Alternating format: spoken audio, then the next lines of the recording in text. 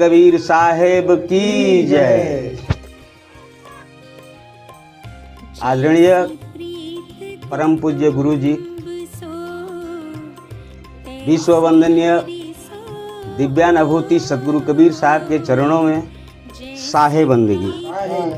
सदगुरु कबीर साहब कहते हैं ये देही जो है कीचड़ का देही है और कीचड़ से ही इस देही का निर्माण हुआ है। बताया गया है, सदगुरु कबीर साहब कहे हैं कि देही जो है नाश्वर देही है। इस कीचड़ को देही को नाश्वर ही कहते हैं। साहब कहे हैं कि पुरैन पात रहे जल भीतर, जल ही में करत पसारा हो, ताके ऊपर बूंद न परखे, डगर जात जैसे पारा हो। पुरैन का पात कीचड़ से ही निकलता है और वो ऊपर आने के बाद इतना चिकनाहट धारण कर लेता है कि उस पर पानी जो है पारा की समान डगर जाता है।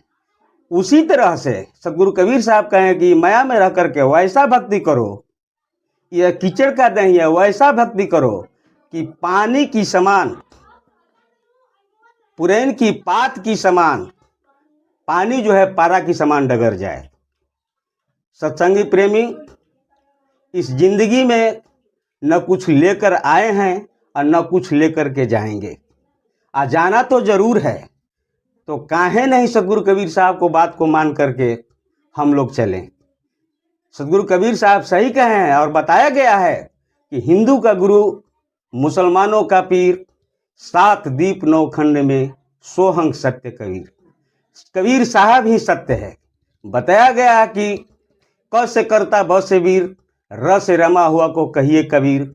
यस देही से जिस दिन कबीर साहब निकल जाएंगे तो ये काया को जो जगा कर रखा है वही सदगुरु कबीर हैं।